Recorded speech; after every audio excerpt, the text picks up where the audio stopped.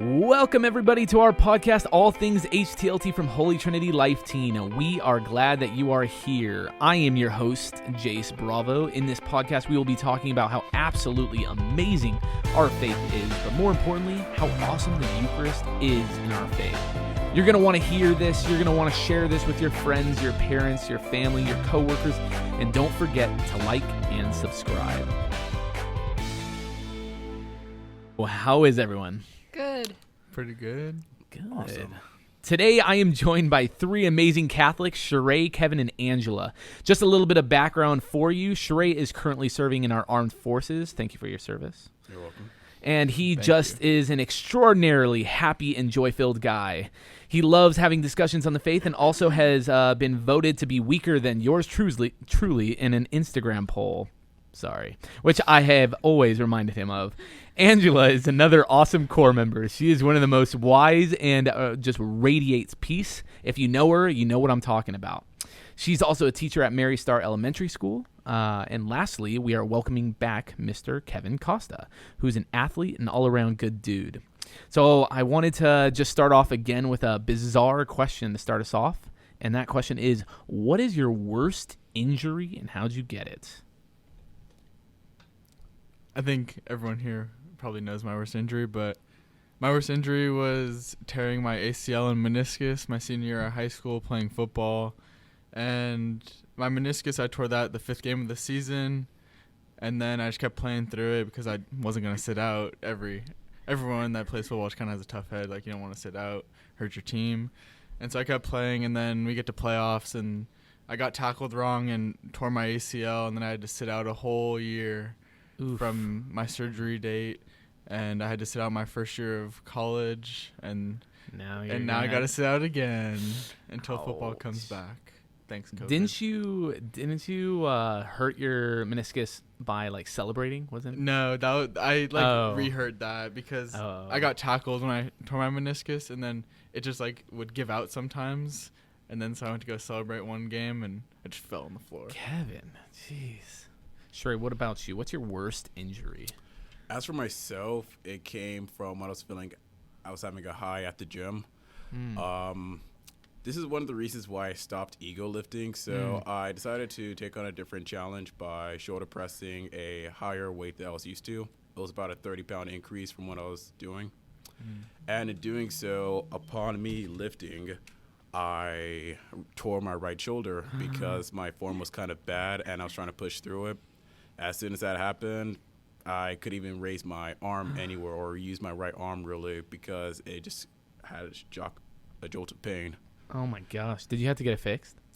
From what the doctor said, it's like as long as I don't do any extraneous movements, he told me to actually stop working out altogether.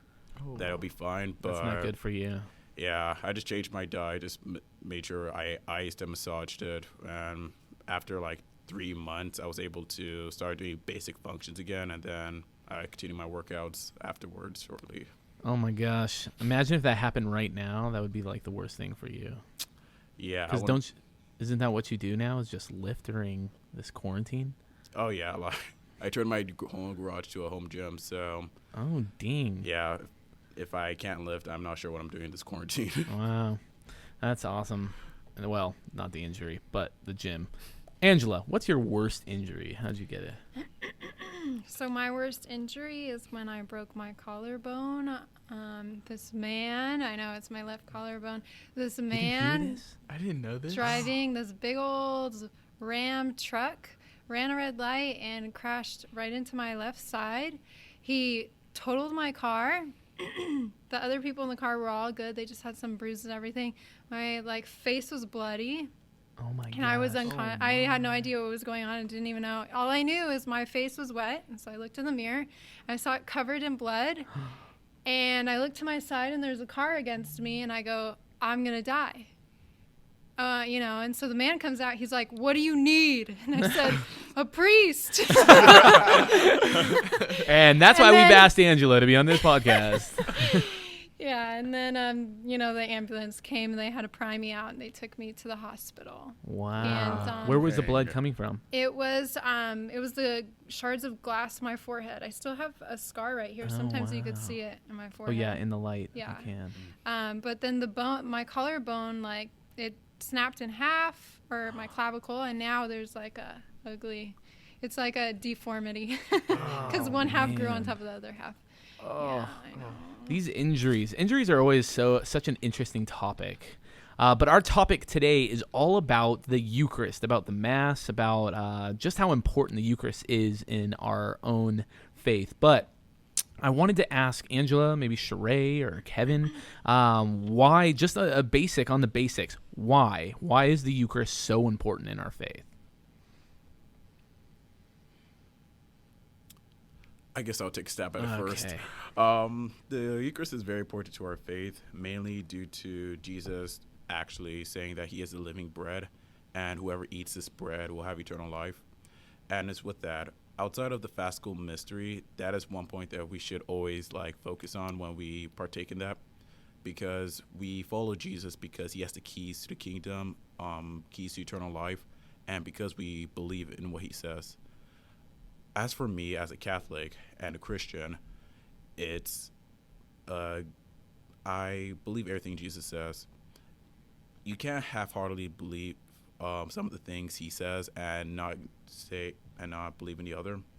It's actually referenced in John chapter 6, verse 25 to 71, where Jesus was talking to his disciples, and a lot of his disciples couldn't believe what he was saying because, wait, already talked about eating his flesh. And it was that day that he lost a lot of disciples and so forth. But his apostles, they said they know the truth and they will still do so. And the Eucharist is a true blessing in itself because Jesus knew this, and through the rite of transubstantiation, he makes it more presentable for us to eat. Physical properties might look like bread, but it's the spiritual properties that is his flesh. Yeah, I think even Trent Horn says if you took an electron microscope and you looked at the Eucharist, it would look like bread, unleavened bread. It would taste like unleavened bread. You would see, the molecules look that way. But through that transubstantiation, through the change of the substance, it's Jesus saying, "This is my body." This is my body. Yeah, Angelo, do you have anything to add? Yeah. Well, I was thinking. We know that the Eucharist is Jesus' body, his blood, his soul, and divinity, but do we understand that? Because everyone says, if I lived during that time when Jesus was alive, that would have been so amazing. You do live during that time when Jesus is on earth because he's in the form of the Eucharist. But are you drawing near to him? Are you only going to draw near to him when he's appearing in his glory, but you're going to ignore him, when he's appearing in his humble form, which is in the Eucharistic presence of him, when he can't speak to you in an audible way, in a physical way? Are you still going to draw near to him and accept him? And I don't know, this was just something that was coming to me, I think, actually the other day I was meditating actually on the 15 mysteries of the Rosary. And as I was meditating on each mystery, the words of Jesus kept coming to me. He said, "Will you accept me in this mystery?" It's the agony in the garden. And I thought, yes, Jesus, I will accept you. And then, the next mystery, he kept saying, "Do you accept me like this?" And then the mystery of him carrying the cross, he was like, "Do you accept me like this?" And as I was saying, yes, I do accept you, Jesus, I started realizing, yes, well, to accept him, I have to be like him in this mystery. I have to carry that cross with him. I have to, I don't know. And so in the Eucharist, I think we really prove our love for God in it, that we draw near to him, not because of anything we can get out of him, but simply for who he is, that he's God and that we love him. And so the Eucharist is important because you prove your love to God in loving him when you don't feel him, right? And I think that's a powerful thing, is not being able to feel him, to see him. And we always kind of look to that scripture. It's my mom's favorite verse, but it's John 20:29 when Thomas, it wasn't in the room. And then and Caravaggio paints that painting, of where he's like, unless I put my fingers in the side of Jesus and into his wounds, I won't believe. And so in John 20:29 is Jesus' response of blessed are those who have not seen but still believe. And I think it's a powerful testament to us. It's like you're saying, in his humble form, not necessarily his physical form. What was your guys' first memory maybe of Mass? Or I don't know if it was first Holy Communion, you're walking down in your little outfit, or I don't know. I think my first memory was when I was like younger, like when I was maybe like first grade, second grade, and my parents would go to Mass, and then they send me and my siblings down to the Sunday school. And yeah, we weren't like in the Mass, but like we were still learning about the Mass, learning about Catholicism, because I didn't go to Catholic school at the time. And so that was kind of like my introduction to like the church and the Mass. Do you remember seeing any of your friends that were in there? No. Oh. Like none of my friends, like I didn't know anyone in the class or whatever, but I made friends, but like I couldn't tell you who they were now. Did you guys go to Sunday school when you guys were young? No? Angela, No. did you go to Sunday school? No, never. Man, I went to Sunday school, and the scariest part about it is when you come back and have to find your parents. Oh, Because I always thought like they would leave, or something. I don't know. I'd be like, how do they know when I'm done? Yeah, exactly. And I'm like going off, oh man, and coming back, and you're just like, everybody's looking at you, and you're running back to your parents. Yeah, I always thought that was. But I still see my like teacher sometimes, like every once in a while, like in Mass. Oh, interesting. Yeah. How about you guys? What are your first memories? As for me, my first memory that I can recall pretty vividly is me. I was actually one of those kids who was running around in church. I was actually at a Nativity Catholic Church in Torrance. I was running up and down the pews and all, and then I just ran into the statue of Mary and so forth. And it was just like a calming feeling. And it was at that moment my mom was able to actually grab me because I was like running around the place. And it's like those memories, especially the earliest one I can recall after that, is me being with my family again at Nativity. And it's funny that I recognize those themes, because I think this was towards Christmas. The manger was out, and the pew that we were sitting at was kind of desolate. I think altogether there was about 40 people at the church. And the side that we were sitting on, because Nativity's kind of shaped like an L, we were sitting at one side that probably only had 4 other people inside. And I just remembered seeing, because the room was dark, like just being together with my family while partaking in Mass and so forth. Wow, that's awesome.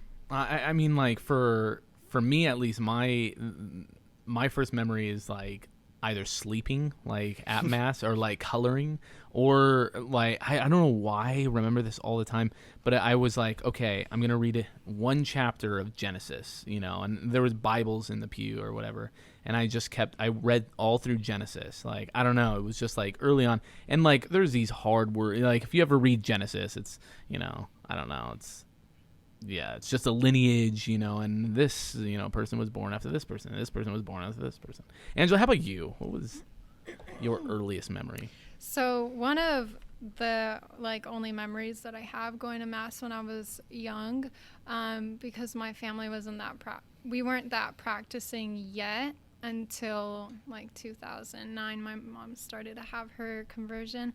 But I remember when I was little, we used to go to the Croatian Mass, and I don't know if you guys have ever been to the Croatian Mass at Mary Star. No. It's long. Those Croatian ladies have their whole opera show during Mass. Oh my gosh. And so their singing takes a long time. But yeah, that's all I can really remember. Huh. Yeah, I've never been to Croatian Mass. Do they still have the Croatian Mass there? Yeah, they do. Wow. Yeah, that's one that I need to go to. I've been to the Latin Mass. I've been to Spanish Mass. Haven't been to the Italian. Well, I've been to Italian Mass when I was in Italy, but let's just jump right in. So let's talk a little bit biblically. Where do we see the Eucharist? Where do we see, this in the Bible? What's the importance? Don't we see it in John chapter 6? We do. Yes. Yeah. John 6. John 6, you see it in the last. So John 6 is where Jesus talks about, unless you eat my flesh and drink my blood, you don't have life in you. And then if you eat my flesh and drink my blood, I will raise you on the last day. So I think that one's super important because a lot of people are like, I don't need to go to Mass. Yeah, you do. Jesus said you need to go to Mass. You need to receive his body and blood if you want to be raised on the last day. And then you see it at the Last Supper, right, where Jesus gives his body and blood at the Last Supper. But also the book of Revelations is all Mass right there. If, a lot of people think that the book of Revelations is all about the end times and the second coming of Christ. Yeah, and the Antichrist and everything. But what they're missing is that the book of Revelations is not just talking about the second coming, but it's also talking about the middle coming, which is the Eucharist, where Jesus comes to us in the Eucharist. And it's funny because the book of Revelations is actually divided into two parts. The first part is the letters. The second part is where Jesus comes, just like Mass. The first half of Mass is the letters, the readings, and then the second half is communion. It's all about the communion. Yeah, it has that split, the liturgy of the Word and the liturgy of the Eucharist, and it's like, and I read this from Scott Hahn in his Lamb Supper. Yeah, or me Lamb too. Supper, yeah. And well, it's just, actually his class, but yeah, same thing. He probably taught us, yeah, taught us everything. it's so beautiful to kind of see that connection, biblically. And like you said in John 6 of, he's telling us that this is my body, and this is right after he just fed 5,000, it's like he just multiplied the loaves, for them. And here he is now with this large following saying to them, and they're asking what more, what more. And he's saying, you have to eat I'm paraphrasing, but eat of my bread, eat of my flesh, and he goes even deeper. He says it 3 times, going deeper and deeper into it. And, at this point, the apostles are like, whoa, Jesus, we got a big following. Like, you don't need to say, you're good, you're good, that you can't, you don't have to dive deeper. And he says, no, like, He wants us to know of this truth, this deep, deep truth that's to come. So John 6, the Last Supper. What stands out, I guess, in the Last Supper for you guys? I think when he says, like, this is my flesh, like my true flesh, I feel like people overlook that sometimes because we see in Mass, like, oh, like, it's not actually his flesh, but, like, it is. Like, he said it, like, it is. And yeah, people see it figuratively. They see a figure. Like, they just see an object, but sometimes it takes, like, you need to believe it. Like, you don't always get something unless you believe it. And I think that's how I see it. Yeah, going off to what Kevin just said, like, he said it. Like, he's God. He spoke light into being. He could speak his own presence into bread and transform it. Like, we believe as Catholic Christians, we believe that Jesus is God, like he so when he says something, he says this such in a powerful way. This is my body, and it's like, this is an important feast, that they're at, and they're all kind of there looking at him, intimately, of kind of like, what is going on? This is my body. How about you, Sheree? With the Last Supper, what stands out for you? What stands out for me is pretty much the parts that we do for the consecration for the Eucharist and Mass, the liturgy of the Eucharist. It's like, take this, all of you, and eat of it, for this is my body, which will be given up for you. Is that part, just as we were explaining earlier about John chapter 6, it's not figuratively. Jesus many times in the Bible would say things figuratively as for a comparison, but Jesus says things when he means things, but people want to extrapolate that. And in that part, just reliving the Paschal mystery of his final meal with his disciples, this final thing that he can give to his followers, that's my takeaway from it. It's more of like a powerful thing. it's with what limited you have, this is the last thing you want to do, and that is to give to others. Yeah, and I think it's powerful to say, even right after that, is like, he says, do this in remembrance of me.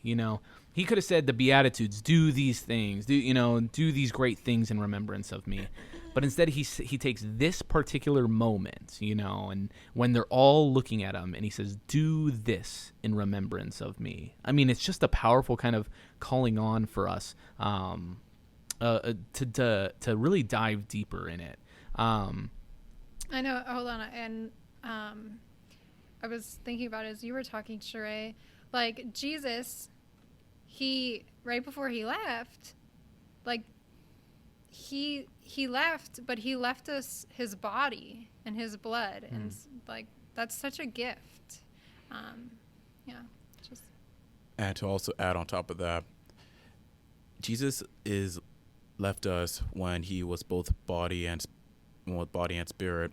But the fact that we have this sacrifice, we have his body, and when we live out his faith, or live out our faith, there he is, like working through us as we are his children and so forth, which I really find powerful, because people say, I've never seen Jesus and all, but just like right now, when two or more are gathered, there I am.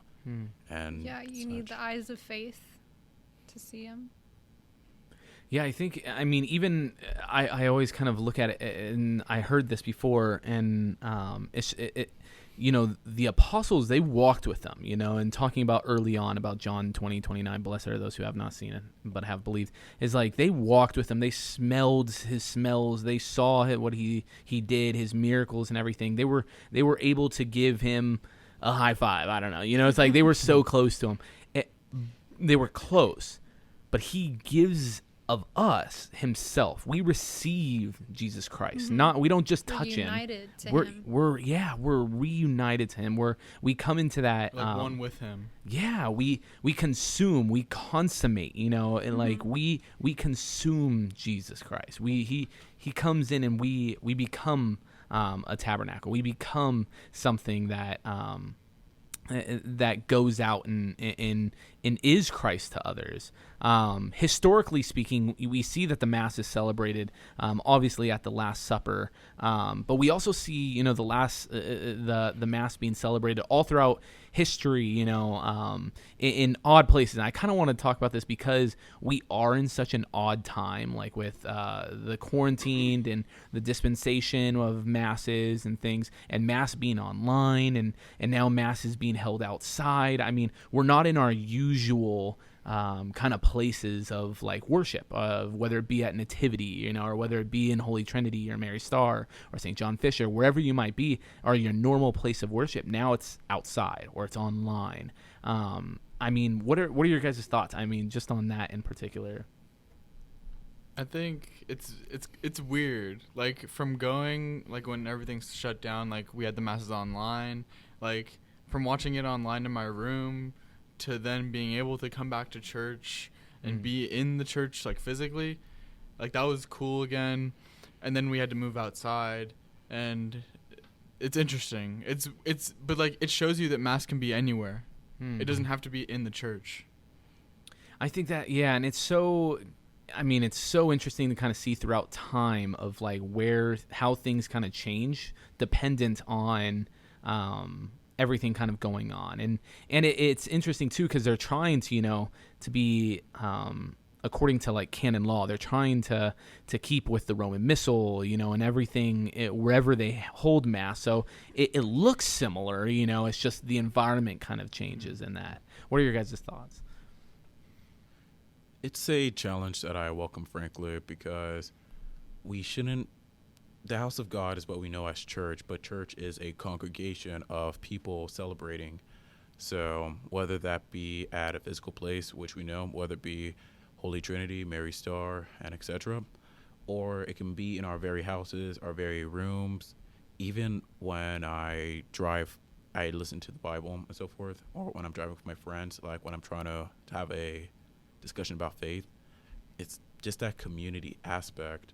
Whether it be physical or from afar, it's because of like within the earlier parts of quarantine where everything was online, you are technically, if you follow up with any of the early masses that are live streamed, such as the one mass that was done at 10 a.m., the congregation is potentially larger than we are typically exposed to. Because in the typical Sunday, you have your certain groups that go to certain masses from 6 a.m. to 5. But then it's like, oh, there's only one 10 a.m. mass, like let's say English or so forth. And with that being said, it's like, wow, 100, 500 people are logging in because they're taking that time, whether they be by themselves or whether they're have with their their whole families. family. Yeah. Exactly, especially when they have their whole families. I actually did a mass. Well, my family and I did a mass on Zoom.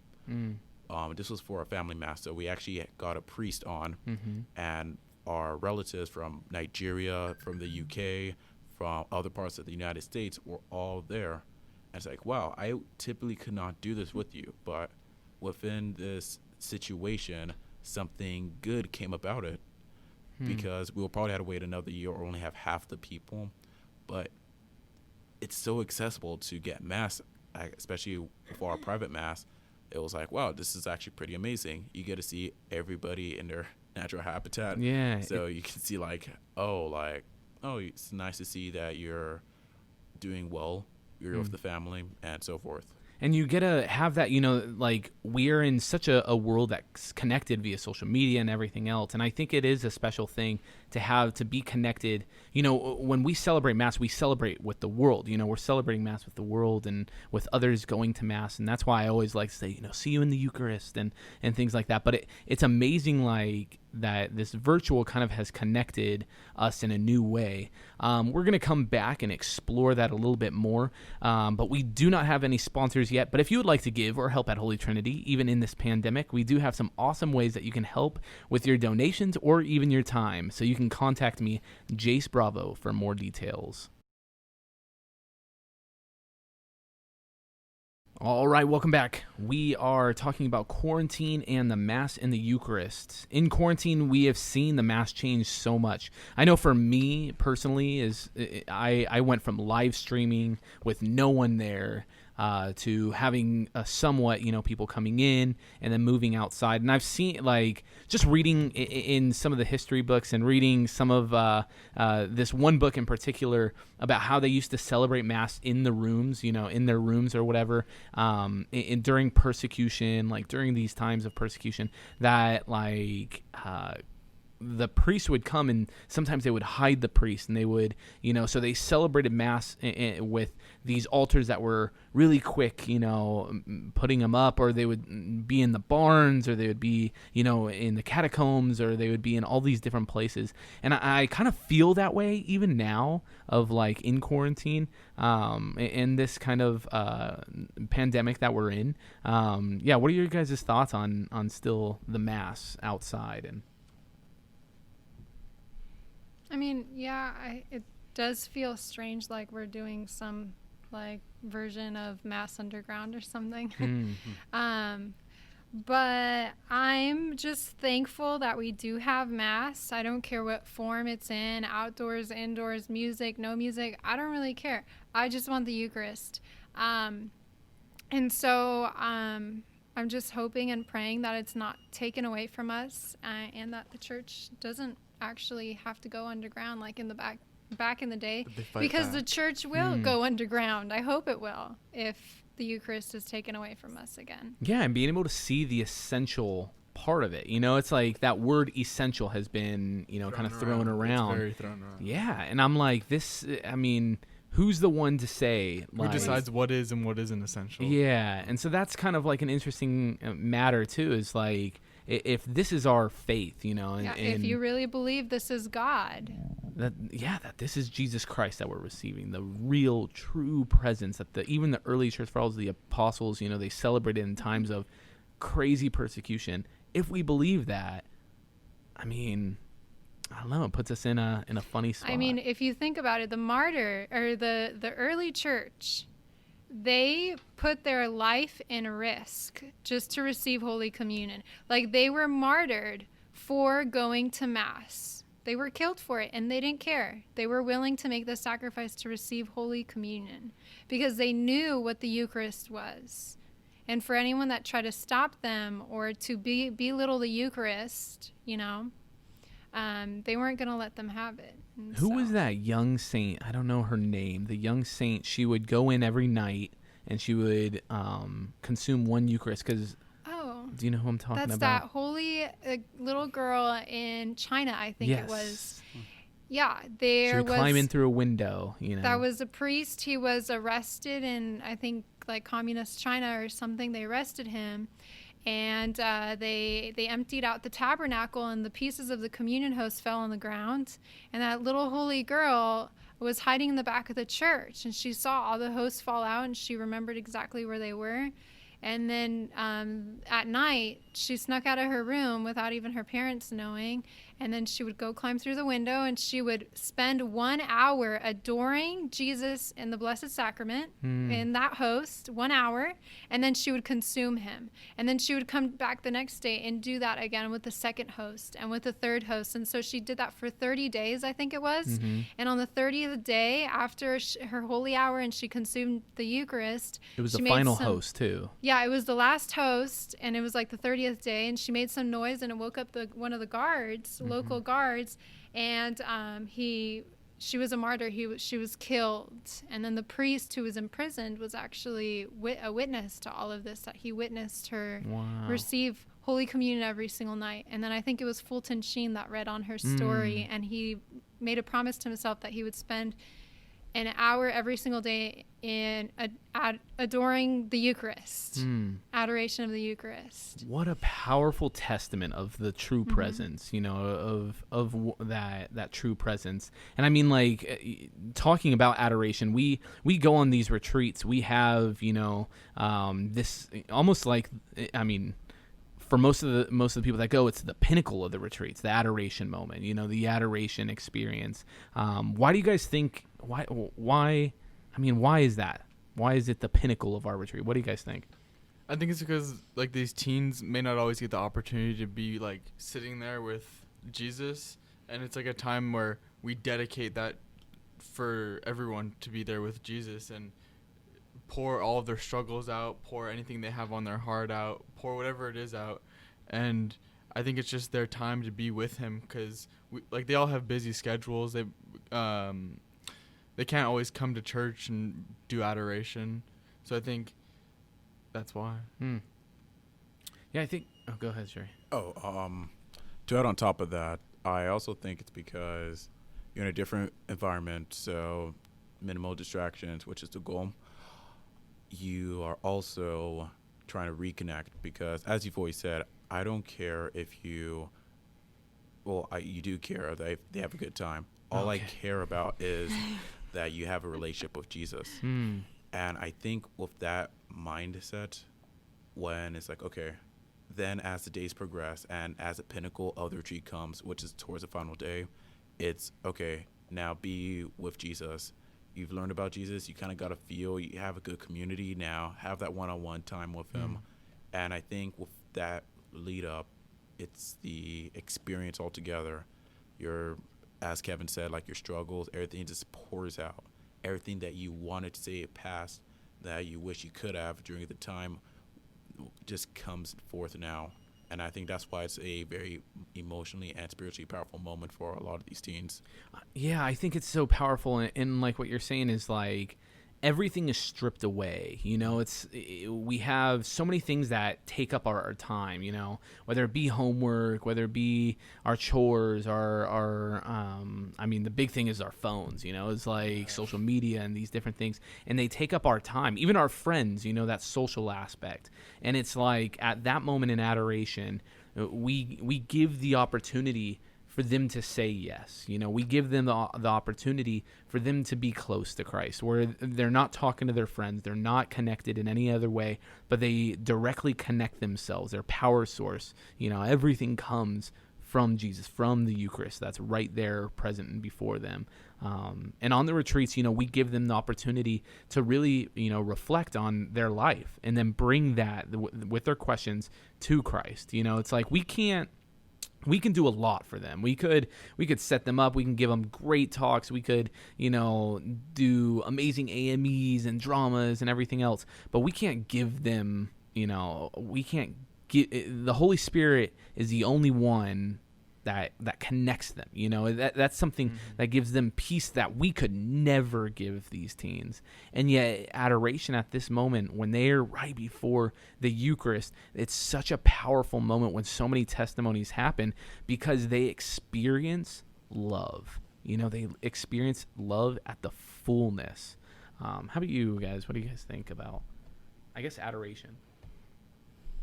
Adoration in general, or adoration on the retreats? Adoration in general on the retreats, whatever you prefer. Well, I mean, like I said earlier, I think adoration is just a time to prove, I guess, your love for God. How much do you love Him? Do you love Him enough to accept coming to this place of where you let everything else go? You let go of your passions. You let go of entertainment, of TV, of your phone, and you are just before the Lord, and you're not looking for what you can get, but you're just looking to show affection to the Lord, and so that's what I think of adoration. That it's not about how I feel, because feelings are not always accurate. Just because you feel a certain way, it doesn't mean anything. When I go to adoration, sometimes I feel a spirit of desolation. I feel like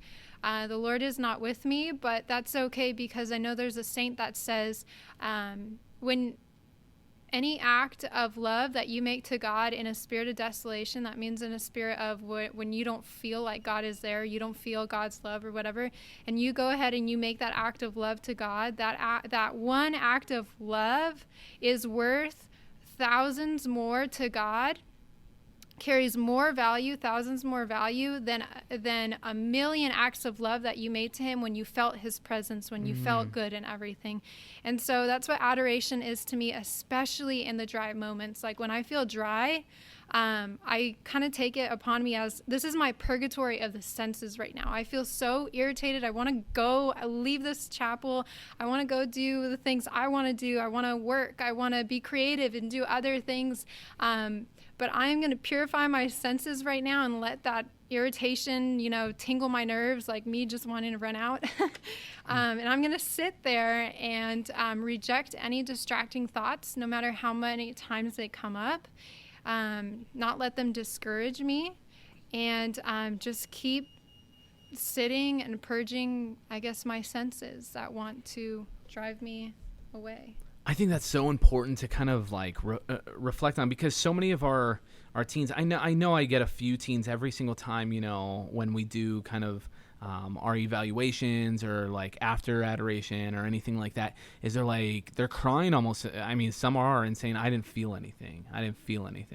And it's not about feeling, it's like, it's not. I've never like compared to other people on retreats, I've never felt that same way as them on adoration, and it's perfectly okay. Yeah, I mean, I've had feelings in adoration, but most of the time I don't, and it's not, and I sometimes I love not having the feelings because of that quote in and of itself. Is I don't think of it that way, but in that way I kind of see it that I'm in a desert, it's like, and I'm in this desert and I'm giving everything, I'm just surrendering, and that it's about the surrender, not about what I receive, Yeah, and sometimes we can be too gluttonous in being consoled by God, where we want to just be consoled by God, and so we love His consolations, but we've forgotten about God Himself. And so sometimes God will take away the consolations, the feelings, so that we have an opportunity to prove, like, hey, are we just in adoration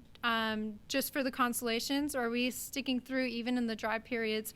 And so He pulls away the consolations sometimes to test us, like, hey, what do you really love? Do you love the consolations I'm giving you, or do you love me? And so in our dryness, we actually have an opportunity to be martyrs of the senses, to prove our love for God.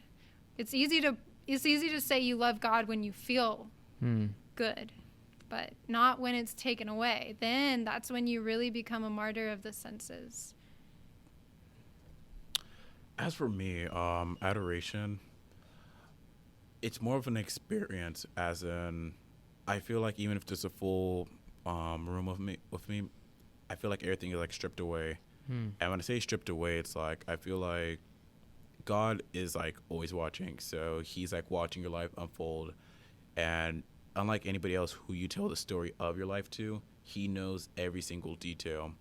So I just feel like there's this bareness. So it's like, hey, no other ascribed roles that were assigned to me.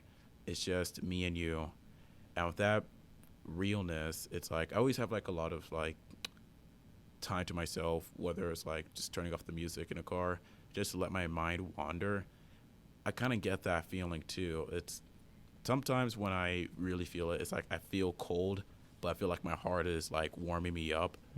But it's like in the outside, like outside I'm cold, but then it's like this personal connection I have is like what I'm craving and so forth. And then the other times where I'm just like, I'm just there. I'm just thinking to myself, it's like, wow. When I'm so swept up in the moment, I'm not really thinking about any of the extra details, but it's those times that I'm really thinking hard about it. It's like, I am so happy that that one time that I was very caught up in the moment, I dedicated to you. But now that I'm not caught up, it's just pure sincerity. It's like I choose to, as opposed to like, oh, dude, my day is good. Thank you, God. It's like, thank you, God, for giving me a good day. As opposed to like, everything was normal. Nothing stood out necessarily. And then I come to adoration. It's like, every day is a blessing, God. And I thank you. I thank you just for the strength to carry on. I thank you for the strength. I thank you that my day is normal, that I can go do what I need to do, whether it be a student, whether it be a friend, and have everything in the normalcy, because I don't want things upward and in chaos. The good times are good, but it's like, oh, I like those occasional like pleasures and so forth. It's like, hey, we went on a trip. We can't go on a trip every single day. And it's like those days are the intermediate times, like in between times, that are what makes up the majority of our lives. And we kind of like dismiss it and only focus on the high points. It's like the baseline is there, and the baseline is good when you realize when you're in your darkest points. And then when I'm in adoration and so forth, and I'm feeling my baseline, it's like I just take everything in at once, because I'm not feeling a particular thing. I'm just reflecting on everything that was given to me, because it's like I'm not really caught up in one single feeling.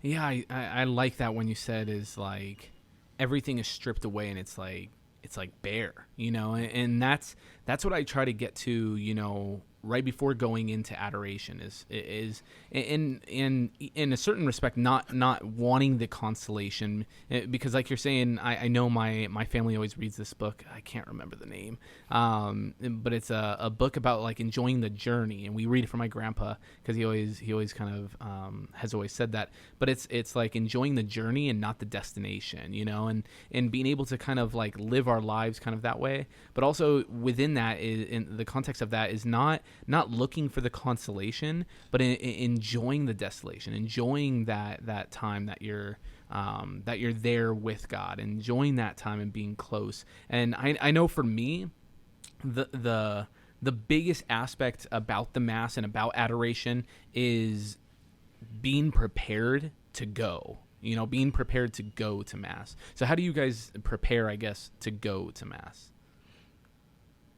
I'm going to be totally honest. Be honest. Let's say if I'm rushing to Mass, like let's say I'm going to 12 o'clock Mass, and I got ready at 12:40 or 12:50, and I'm just rushing. There is no prep time except for saying, oh, I need to be on church. It's like I can't miss the introduction, right? It's like it's funny because like it's a one-track mind of like I need this, as opposed to somebody else thinks like, oh, it's just church or something like that. But at the times where it's hey, I'm actually on time, I'm early, and then I sit in Mass early, I'm like, huh. Because typically if it's like Mary Star or let's say Holy Trinity, I can see the tabernacle and so forth, and I'm just like waiting.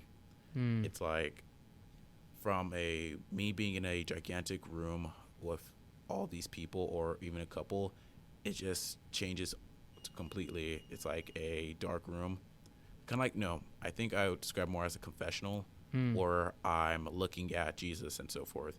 And I just like, we're just waiting and just like, just making intense eye contact. It's like, typically it's like those awkward situations people try to stay away from, but it's like, he sees right through me. I can't look away.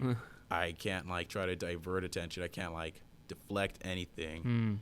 It's just like complete realness, and he sees me for who he made me as opposed to somebody who I try to be when I'm doing a certain thing throughout my day. I think St. Dominic Savio said something that relates to that, where he says, I might be off and somebody can correct me, but he says, or he was asked, what are you looking at? And he says, I'm looking at my God, and my God is looking at me, or something along those lines. And it's just like that powerful kind of aspect of you're just being in the presence. You know, it's something that we don't do too often, is just be.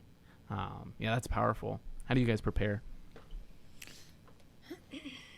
Recently, my preparation for Mass hasn't been the best, but when it is, I think just taking the time to sit there before Mass in silence and to get your mind and your heart in the right place is the biggest part of it, because you don't want to be thinking about all these different things you have to do. Like, say like you were doing this big homework assignment right before Mass, and then you left home and came to Mass. Like, you don't want to be thinking about that homework assignment during Mass. Like, just put all your focus to God and worry about that after. Like, you don't want to be thinking about that on the back of your mind all throughout Mass. I think the biggest thing is just clear your mind. So clear your mind, push everything away. Yeah.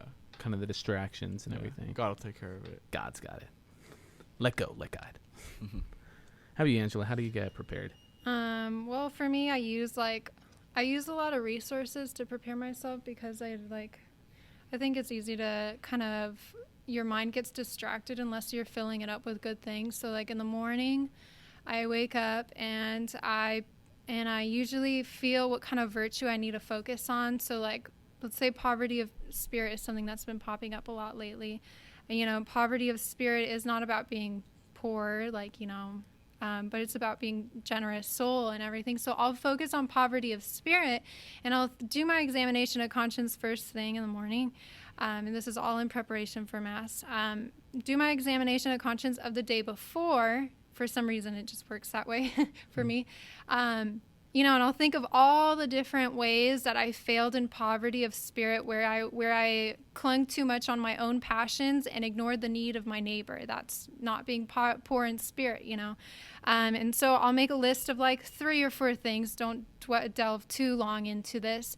And then I read the scriptures. Lately, I've been reading the Gospels, and I find poverty of spirit in there. And I'll think, okay, well, who's acting in poverty of spirit here? And then I meditate on it, and then I pray to the Blessed Mother, asking her, you know, in her Immaculate Heart, asking her for the grace to be more poor in spirit. And then I'll read a book, a spiritual book, and lately all the books I've been reading have all been lining up with the virtues, you know, and so they will feed me that. And then I'll put the book down and I'll kind of rest and think about it for a little bit. And then I'll head over to Mass, and during Mass, I'll be praying for the grace to live out this virtue, and I'll try to think, okay, how am I going to make a sacrifice? So to prove to God that I really want this virtue, you know. So if I'm trying to practice humility, I'll maybe try to do something to embarrass myself, like for me, you know. And I'll think, okay, I'm gonna do this as a sacrifice, and you know, I don't know, I can't really think of an example other than my veil. I wear a veil at Mass, and I'm very embarrassed to like wear my veil when I like, because it's outdoor Mass, and so I don't like to like walk around with my veil, and so as a sacrifice, I'll do it, like to humiliate myself, kind of like make a sacrifice to prove to God, like, I really want this virtue. And I know when it's an act of the will, you might not feel like doing it, but you make an act of the will anyways, and your feelings are supposed to detach you from the world. But yeah, and I fail a lot. You know, I fail a lot. I can think of one sacrifice and the rest of the day like fail. But yeah, and so at Mass and at Holy Communion, you know, I don't feel worthy. And so walking up to Holy Communion, I say to the Blessed Mother, I say, Mary, I offer you this Holy Communion. I offer it to your Immaculate Heart. Take it. My heart is not worthy. But I offer it up in reparation to your heart. And so that's what I've been doing lately. And so just trying, I think it's important to use sources, to use books and things like that, to fill your mind with thoughts that or are just read the holy. readings, Yeah, read the readings too. I know. and place yourself, just place yourself there. I need to focus on the readings. I'm focusing on all my books and everything. No, but that's awesome. It's like being able to like really center yourselves on, especially these saints who are so close, to Christ. And it's like centering yourself on these saints and their thoughts and especially these virtues that we are trying to grow with. We are running out of time, but I just wanted to talk briefly a little bit about and another topic I want to bring up is the veil. And I didn't know you wear a veil. This is a whole nother discussion. I only at Mary Star though, because I really? lack the humility to wear it at Holy Trinity. I was not like, humble. interesting, because I see at Mary Star, St. Peter and Paul. Interesting. Like that. Well, I will. I know, only Imelda knows because she went. Oh, really? She went to Mary Star. Oh. I know. I need humility. I will have to call you out on that one. But after receiving the Eucharist, and just for everybody out there, once there's no perfect way, to be prepared to receive Mass. It's just being able to be humble of heart, and just coming before our God and knowing that presence. It's not about a feeling. It's not about knowing, and getting this, feeling that I had at adoration right when I received, because I thought that's what it should be every single time when I was a teen. But the most important part is just coming before our God and knowing who's there, and calling on Mary, calling on those to help us and pray for that humility to know your place before God. It has just been a blast to talk about the Eucharist and Mass with you guys. Thank you guys for being here. Thank you for You're welcome. tuning in. You're welcome, Grace. We will have a lot more podcasts where I bring you guys on about a whole bunch of different topics, but thank you guys again for being here. We do have some awesome new podcasts and videos on YouTube that are going to be coming your way, so be sure to subscribe to our YouTube channel, Holy Trinity Life Team. I think it's lifeteam_HT, and follow our podcast to get more information. God bless y'all. See you soon.